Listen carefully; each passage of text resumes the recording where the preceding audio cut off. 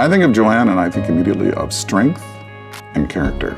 I think of Joanne as a towering presence in the aerospace industry. Joanne's greatest accomplishment is Joanne herself.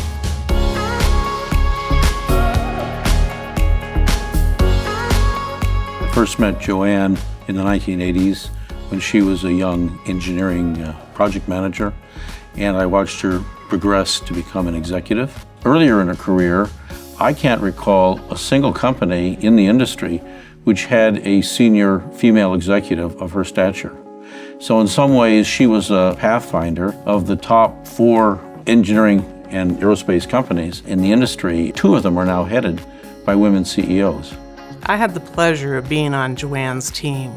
And what does that mean?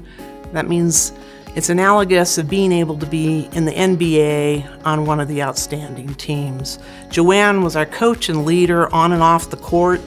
She drove her team, she awarded excellence, she pulled us all together to be our best and to achieve operational excellence as a company. The beauty with Joanne, you didn't have to guess because she was very candid, authentic. Her constant desire to learn and challenge her people to always strive for that excellence in technical performance will set her apart. She was able to show in no uncertain terms that it doesn't matter where you come from, what your gender is. If you have the right skills and you have character, the strength of leadership, then you can change things and make things work. She oversaw the largest space and missile systems portfolio of any company in the world. She had in there military satellites, Earth observation satellites, communication satellites. She had missile defense systems. She was involved in overseeing missions to Mars, missions to Jupiter, and all sorts of other things that are not widely publicized.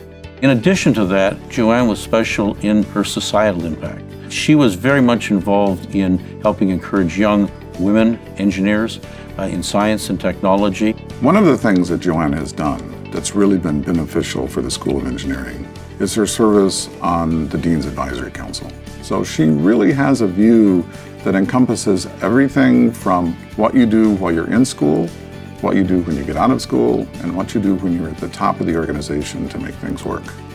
She came from a large family, graduated as an engineer, excelled in guidance, navigation, and control engineering, worked her way up the engineering ranks, had 2 beautiful children to mentor and grow, and then worked her way up through the leadership ranks and finally became the executive vice president of a major Fortune 500 aerospace company. She's a role model for others to follow. One of my great regrets in my career as I look back is that I somehow found a way to allow her to escape from Northrop Grumman to go to Lockheed. Now, Lockheed Martin is a fine company. It's obviously a partner of ours over time and a competitor. But I always said it was a lot more fun to work with Joanne on something than to have to compete against her.